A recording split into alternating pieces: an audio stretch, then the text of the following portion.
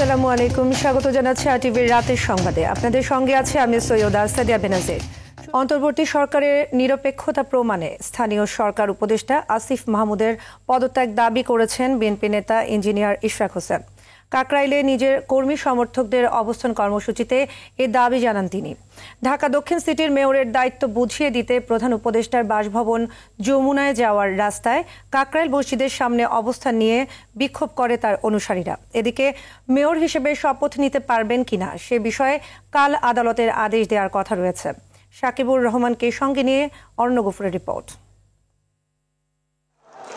এক সপ্তাহ ধরে বিএনপি নেতা ইশরাক হোসেনকে ঢাকা দক্ষিণ সিটির মেয়র হিসেবে শপথ পড়ানোর দাবিতে আন্দোলন করে আসছে তার সমর্থকরা। এতদিন নগর ভবনের সামনে অবস্থান নিলেও বুধবার বিকেলে মৎস্য ভবন এলাকা ব্লকেট করে তারা। এ সময় বিভিন্ন স্লোগানের পাশাপাশি ইশরাক হোসেন দায়িত্ব বুঝে পাবার আগ পর্যন্ত আন্দোলন চালিয়ে যাওয়ার কথা জানায় তারা। আমাদের এই শান্তিপূর্ণ কর্মসূচি তারা কর্ণপাত করছে না। ইশরাককে শপথ বাক্য পাঠ করে তার দায়িত্ব বুঝিয়ে দেওয়া হোক, অন্যথায় কঠোর কর্মসূচিতে যাব। শপথ বাক্য পাঠ না করার পর্যন্ত আমরা রাজপথে আছি এবং থাকবো ইনশাআল্লাহ। পরে কাকরাইল মসজিদের সামনে অবস্থান নেয় বিএনপি নেতাকর্মীরা। সেখানে হাজির হয়ে সমর্থকদের উজ্জীবিত করেন ইশরাক। বলেন, বিচার বিভাগের উপর হস্তক্ষেপ করে নিরপেক্ষতা হারিয়েছে সরকার। সরকারের ভেতর থেকে বিচার বিভাগের উপরে হস্তক্ষেপ করা হয়েছে। রায় প্রদানের সময় নির্বাচন কমিশনকে এক প্রকার জিম্মি করার চেষ্টা করা আজকে হয়েছে। আপনারা দেখেছেন কিভাবে তারা তাদের নিরপেক্ষতা ফিরে পাবে, সেটা তাদেরকেই সেই পদক্ষেপটা নিতে হবে। এবং আমি ব্যক্তিগতভাবে মনে করি তার প্রথম কাজটি হচ্ছে স্থানীয় সরকার উপদেষ্টা জনাব আসিফ মাহমুদ সজীব ভুঁইয়াকে অবিলম্বে পদত্যাগ। এদিকে ইশরাকের মেয়র নিষ্পত্তিতে উচ্চ আদালতের দিকে তাকিয়ে সরকার। ট্রাইব্যুনাল যে রায় দিয়েছেন সেই রায়েও আইনের ভুল কোটেশন উল্লেখ আছে এবং সেখানে বিজ্ঞ সিনিয়র আইনজীবী তিনি আর্গু করেছেন যে এইগুলো সংশোধন ব্যতিরেকে এই মামলায় কোনো রায় দেওয়ার সুযোগ নেই। অর্থাৎ এই রায়টি বিধি বহির্ভূত এবং তার কর্তৃত্ব বহির্ভূত হয়েছে। এই মামলা করছে তারা মূলত তারা যখন তিনি শপথ না দিতে পারে ইশরাক ফ্রাস্ট্রেট করার জন্য এই মামলা করেছে। আদালত আমাদের কথা শুনে বিপক্ষ শুনে আগামীকাল আবার সকালে আদেশের জন্য রেখেছে। আন্দোলনের কারণে বন্ধ আছে দক্ষিণ সিটির সব সেবা কার্যক্রম। অরণ্য গফুর, আরটিভি, ঢাকা।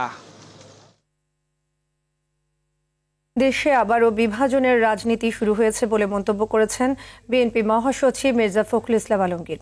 আর অন্তর্বর্তী সরকারকে গণতন্ত্রে উত্তরণের প্রক্রিয়া দ্রুত শেষ করার আহ্বান জানিয়েছেন ডক্টর আব্দুল মঈন খান। সরকার নিজেরাই অভ্যুত্থান বিসর্জনের পরিস্থিতি তৈরি করছে বলে অভিযোগ করেছেন বিএনপির যুগপৎ আন্দোলনের নেতারা। রুদ্র রফিকের সহায়তায় মাইদুর রহমান রুবেলের রিপোর্ট। বিপ্লবী ওয়ার্কার্স পার্টির সাধারণ সম্পাদক সাইফুল হকের লেখা ফেসিবাদ, গণ অভ্যুত্থান, বিপ্লব ও সংবিধান বিতর্ক শীর্ষক বইয়ের প্রকাশনা উপলক্ষে জাতীয় প্রেস ক্লাবে আয়োজন করা হয় এই আলোচনা সভার।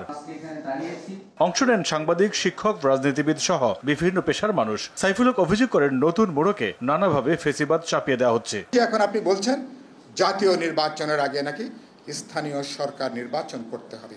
16 বছর ধরে আমাদের লড়াইটা কি হয়েছে স্থানীয় নির্বাচনের জন্য। আপনাদের অতিকথন, আপনাদের কোনো হটকারিতাই অভ্যুত্থানের অর্জন কিন্তু যে কোনো সময় বিসর্জনও কিন্তু পর্যবেসিত হবার ঝুঁকিটা কিন্তু আপনারাই কিন্তু বাড়িয়ে তুলছেন। আলোচনায় যোগ দিয়ে নাগরিক ঐক্যের সভাপতি মাহমুদুর রহমান মান্না বলেন, শুরুতে সরকারের প্রতি পূর্ণ সমর্থন থাকলেও তাদের কর্মকাণ্ডে তা আর সম্ভব হচ্ছে না। যেই কাজ রাজনৈতিক দলগুলো সম্মিলিতভাবেও করতে পারেনি সেটা ছাত্ররা নেমে করতে পেরেছে। অতএব তারা আমাদের কাছ থেকে আলাদা ভালোবাসা, এমনকি আলাদা সুযোগ পাবারও যোগ্য। মানুষের মধ্যে এখন নানা রকম প্রশ্ন তৈরি হচ্ছে। আমাদের দেশের মধ্যে বাইরের কারো ইনফ্লুয়েন্স বড় হচ্ছে কি, সেটা যদি হয় তাহলে এখন থেকেই সজাগ সতর্ক থাকা দরকার। বাংলাদেশের সার্বভৌমত্ব যেন কেউ কখনো বিনষ্ট করতে না পারে, গণতন্ত্রকে আর কেউ যেন কখনো ফেসিবাদ, স্বৈরাচার দিয়ে দাবিয়ে রাখতে না পারে, সেজন্য বিএনপির প্রতিটি কর্মীকে অতন্ত্র প্রহরীর ভূমিকা পালনের আহ্বান জানান মির্জা ফখরুল ইসলাম আলমগীর। নিজের ভেরিফাইড ফেসবুক পোস্টে এমন আহ্বান জানান বিএনপি মহাসচিব। জাতীয় প্রেস ক্লাবে বহুদলীয় গণতন্ত্র ও সংবাদপত্রের স্বাধীনতায় শহীদ জিয়া শীর্ষক আলোচনায় ডক্টর আব্দুল মঈন খান বলেন, ষড়যন্ত্রের জাল ছিঁড়ে গণতন্ত্রের পথ প্রশস্ত করতে হবে অন্তর্বর্তী সরকারকেই। আজকের অন্তর্বর্তী সরকার অন্তর্বর্তীকালীন সরকারকে আমরা সব রকম সহযোগিতা দিচ্ছি।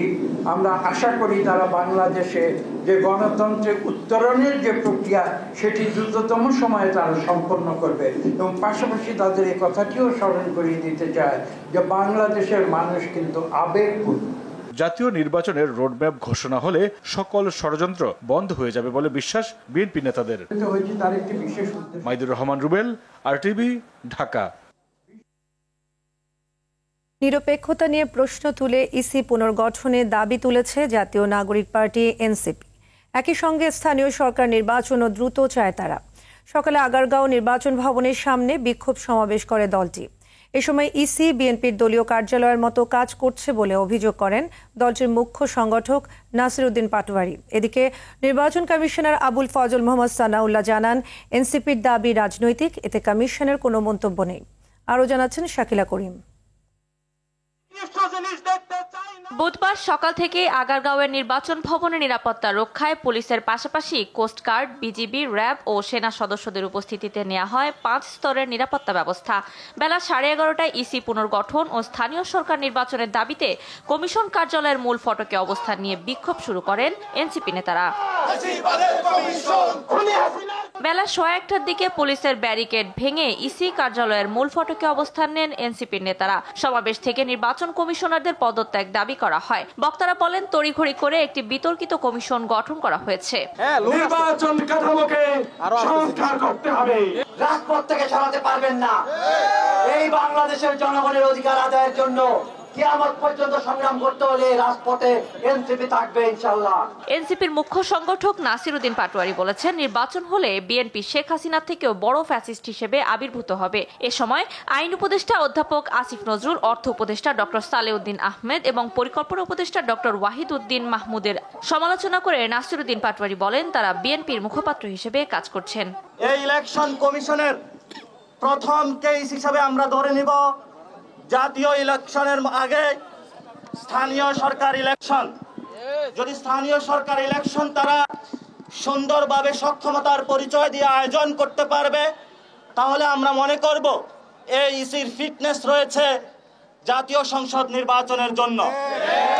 এনসিপি ঢাকা মহানগর আয়োজিত এই বিক্ষোভ সমাবেশের আয়োজন করা হয়। ইলেকশন এখনো হয় নাই, তার আগেই তো জোর জবরদস্তি দখল শুরু করেছেন। ইলেকশন হলে তো আপনারা দেখা যাচ্ছে হাসিনার চেয়ে বড় ফেসিস হিসাবে আবির্ভূত হবে। এদিকে দুপুর 1:30টায় ইসির পঞ্চম কমিশন সভা শেষে নির্বাচন কমিশনার আবুল ফজল মোহাম্মদ সানাউল্লাহ এই বিক্ষোভ নিয়ে জানান, এনসিপির দাবি রাজনৈতিক, এ নিয়ে কমিশনের কোনো মন্তব্য নেই। রাজনৈতিক কর্মকাণ্ড নিয়ে আমরা কোনো মতামত দিতে চাই না। এই সিকোয়েন্সিং অফ ইলেকশন কোনটা আগে হবে পরে হবে এটা তো নির্বাচন কমিশনের হাতে না। এই পরিবর্তিত পরিস্থিতিতে সরকারি সিদ্ধান্ত নেবেন কোন নির্বাচন আগে হবে পরে হবে। শাকিলা করিম, RTV, ঢাকা। প্রচলিত নির্বাচনী ব্যবস্থায় গেল 53 বছরে যোগ্য লোকেরা নির্বাচিত হতে পারেনি বলে মন্তব্য করেছেন ইসলামী আন্দোলনের আমির সৈয়দ রেজাউল করিম। সন্ধ্যায় রাজধানীর পল্টনে দলটির কেন্দ্রীয় কার্যালয়ে সাংবাদিকদের সঙ্গে মতবিনিময় সভায় কথা বলেন তিনি আরও বলেন, জুলাই অভ্যুত্থানের আকাঙ্ক্ষা বাস্তবায়নে আগে সংস্কার দৃশ্যমান হতে হবে, তারপর নির্বাচন হবে। জাতীয় নির্বাচন স্বচ্ছ হবে কিনা তার পরীক্ষা হিসেবে আগে স্থানীয় নির্বাচন দরকার বলেও মনে করেন চরমোনাই পীর। আগামী নির্বাচনে ইসলামী দলগুলোর জোটবদ্ধ হওয়ার প্রক্রিয়া এগিয়ে যাচ্ছে বলে জানান তিনি। এত হাজার হাজার মানুষ মায়ের কোল খালি হয়ে গেল, সন্তান হারা হলো, যে আমাদের আশা আকাঙ্ক্ষা নিয়ে এটা বাস্তবায়নের জন্য এই প্রয়োজন সংস্কারগুলো আগে হবে, তারপর নির্বাচন হবে, যেটা 1 থেকে 1.5 বছরের বেশি লাগার কথা না। বর্তমান অন্তর্বর্তীকালীন সরকার তারা এই সংস্কারের কাজটা দৃশ্যমান করছে কিনা, তাদের কোনো অবহেলা আছে কিনা। যদি অবহেলা থাকে তাহলে আমরা কিন্তু সে ব্যাপারে আলোচনা করব। জনগণের কাছে জবাবদিহি করে এমন কোনো রাজনৈতিক প্রতিষ্ঠান দেশে গড়ে ওঠেনি বলে মন্তব্য করেছেন কবি ও লেখক ফরহাদ মাজহার। দুপুরে আগারগাঁওয়ে পরমাণু শক্তি কমিশনে এক আলোচনা সভায় এ মন্তব্য করেন তিনি। বলেন, জনগণের কাছে ক্ষমতা ফিরিয়ে দেয়াই হবে জুলাই গণ অভ্যুত্থানের মর্ম। জনগণের ক্ষমতা চর্চা করতে বিভিন্ন প্রতিষ্ঠানকে কাজে লাগাতে হবে। এ সময় উচ্চশিক্ষার জন্য বিজ্ঞানীদের বদলে বিজ্ঞান মন্ত্রণালয়ের আমলাদের বিদেশে পাঠানোয় সিনিয়র সচিব মোকাব্বির হোসেনের সমালোচনাও করেন প্যানেল আলোচকরা।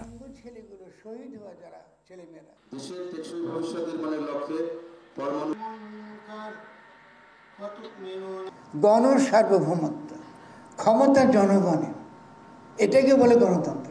আপনাদেরকে শিখিয়েছে রাজনৈতিক দলগুলো, যেহেতু তারা লুটেরা মাফিয়া শ্রেণীর প্রতিনিধি, প্রতিদিন শিখাচ্ছে নির্বাচন দাও, নির্বাচন দাও।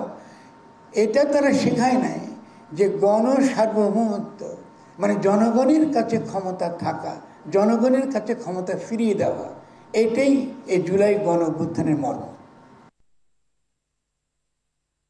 মিয়ানমারের রাখাইন অঞ্চল কেন্দ্রিক মানবিক করিডোর নিয়ে কারোর সঙ্গে কোনো কথা হয়নি বলে জানিয়েছেন জাতীয় নিরাপত্তা উপদেষ্টা খলিলুর রহমান।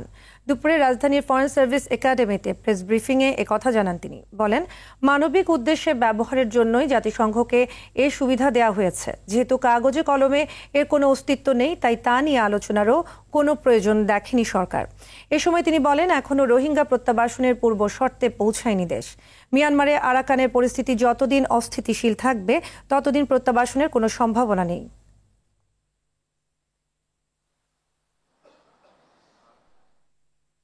তাড়াহুড়োর কোনো কথা নাই, আমাদের সোজা হিসাব, সেটা হচ্ছে রোহিঙ্গাদের ফেরত যেতে হবে। ভবিষ্যতে আবার এটা হবে না হবে, হবে না সেটা গ্যারেন্টি কে দিবে? কেউ তো দিবে না। আজকে তারা ফেরত গেলেন, কালকে তাদের আবার একটা জাতিগত নিধন করে ফেরত পাঠালো, সেইভাবে হবে না রে ভাই। This has to be a sustainable repatriation. রাজধানীর হাজারীবাগ থানা এলাকায় ফটোগ্রাফার নুরুল ইসলামকে খুন করে ডিএসএলআর ক্যামেরা ছিনতাইয়ের ঘটনায় 10 জনকে গ্রেপ্তার করেছে পুলিশ। দুপুরে ডিএমপির মিডিয়া সেন্টারের সংবাদ সম্মেলনে এ তথ্য জানিয়েছেন রমনা বিভাগের উপ পুলিশ কমিশনার মোহাম্মদ মাসুদ আলম।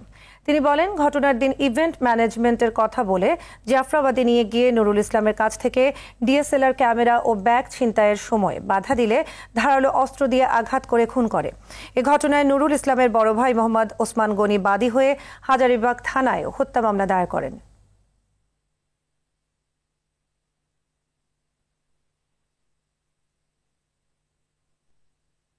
28 মের মধ্যে শ্রমিকের পাওনা পরিশোধের আহ্বান জানিয়ে শ্রম ও কর্মসংস্থান উপদেষ্টা বলেছেন, তা না হলে মালিক দেশে বিদেশে যেখানেই থাকুক গ্রেপ্তার করা হবে।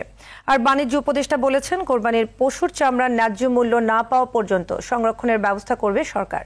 সচিবালয়ে ঈদুল আজহার প্রস্তুতিমূলক সভা শেষে এসব কথা বলেন তারা। বিল্লাল হোসেনের রিপোর্টে দেখুন বিস্তারিত। প্রতি বছর ঈদকে সামনে রেখে যথাসময়ে শ্রমিকের বেতন ভাতা পরিশোধ না করায় দেখা দেয় শ্রমিক অসন্তোষ। এবারও এর ব্যতিক্রম হয়নি। এরই মধ্যে আন্দোলনে নেমেছেন বিভিন্ন কারখানার শ্রমিকরা।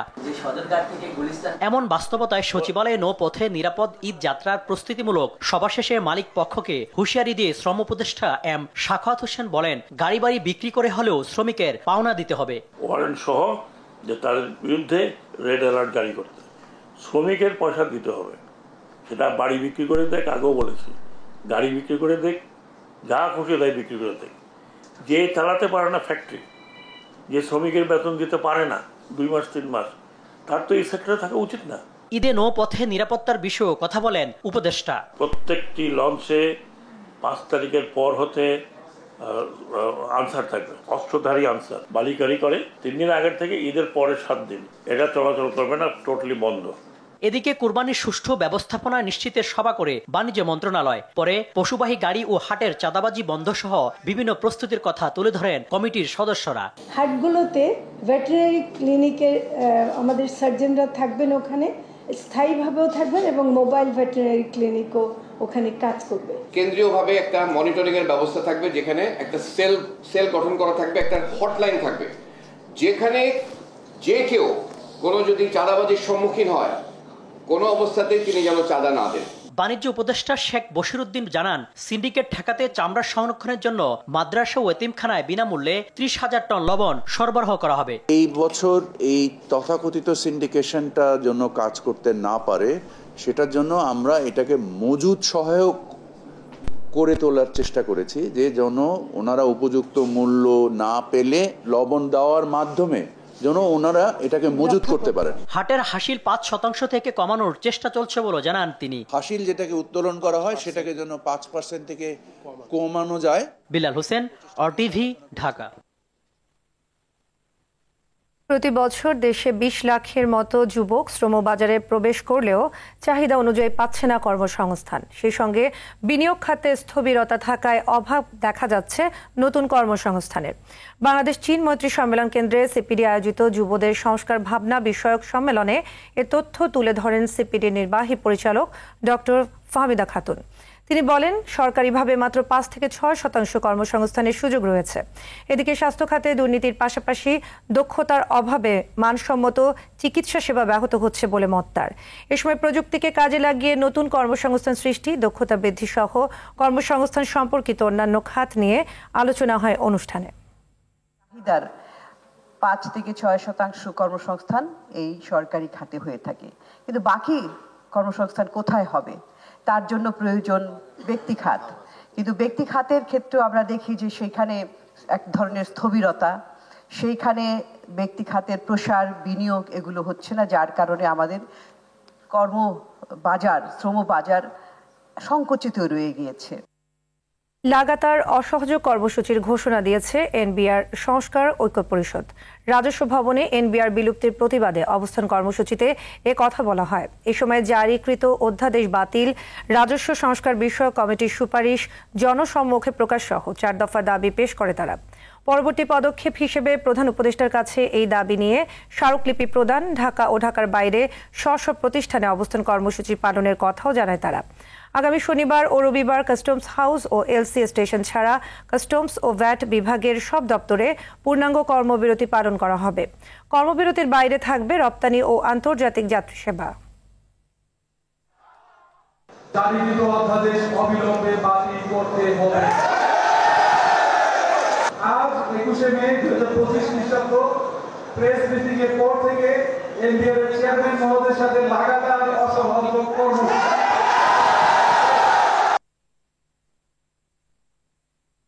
আর্থমানবতার কল্যাণে আরও সংগঠিত ভূমিকা রাখতে চ্যারিটি সংগঠন love share BD USA Dhaka office উদ্বোধন করেছে। রাজধানীর পল্লবীতে যুক্তরাষ্ট্রভিত্তিক সংগঠনটির অফিস উদ্বোধন করেন রাষ্ট্রদূত মুশফিকুল ফজল আনসারি। তিনি বলেন, 20 বছর ধরে আর্থমানবতার কল্যাণে কাজ করছে লাভ শেয়ার বিডি ইউএস। দুস্থ রোগীদের সহায়তা সহ নানা কাজে সংগঠনটি ব্যাপক ভূমিকা রাখতে চায়। এ সময় লাভ শেয়ার বিডি সাধারণ সম্পাদক ফজলে ইলাহি ভূঁইয়া, দেওয়ান মহিউদ্দিন বিপ্লব, জাহাঙ্গীর আলম বাবু উপস্থিত ছিলেন। অনলাইন ব্যাংকিং সুবিধা সহ গ্রাহকদের জন্য ইসলামী ব্যাংকিং সেবার চাহিদার কথা বিবেচনা করে পূবালী ব্যাংক পিএলসি শুরু করল ইসলামিক ব্যাংকিং কর্নার। পল্টনে ব্যাংকটির ইসলামী ব্যাংকিং কর্পোরেট শাখায় অনুষ্ঠানের মাধ্যমে এ সেবার যাত্রা শুরু করল প্রতিষ্ঠানটি। উদ্বোধন করেন ব্যাংকটির ব্যবস্থাপনা পরিচালক মোহাম্মদ আলী ও উপব্যবস্থাপনা পরিচালক মোহাম্মদ শাহনওয়াজ খান। এই সেবার মাধ্যমে গ্রাহকরা আধুনিক প্রযুক্তি ও ইসলামী নীতিমালা অনুযায়ী তাদের লেনদেন করতে পারবেন। সালমান আলী আগাকে অধিনায়ক করে বাংলাদেশের বিপক্ষে আসছে 3 ম্যাচ টি-20 সিরিজের জন্য 16 সদস্যের দল ঘোষণা করেছে পাকিস্তান ক্রিকেট বোর্ড। লাহোরের গাদ্দাফি স্টেডিয়ামে 28-30 মে ও 1 জুন অনুষ্ঠিত হবে সিরিজটি। সিরিজের সহ অধিনায়কের দায়িত্ব পালন করবেন সাদার খান। বাংলাদেশের বিপক্ষে টি-20 সিরিজ দিয়ে 4 বছর পর আন্তর্জাতিক ক্রিকেটে ফিরছেন হুসাইন তালাত। তার সাথে দলে ফিরছেন নাসিম শাহ, হাসান আলীরাও। তবে পিসিবির ঘোষিত টি-20 দলে জায়গা হয়নি বাবর আজম, মোহাম্মদ রিজওয়ানদের। এদিকে ব্যক্তিগত কারণে সিরিজ থেকে নিজের নাম প্রত্যাহার করেছেন টাইগার পেসার নাহিদ রানা। রাতের সংবাদ এ পর্যন্তই। মধ্যরাতের সংবাদ রাত 1টায় দেখার আমন্ত্রণ রইল। ধন্যবাদ সবাইকে।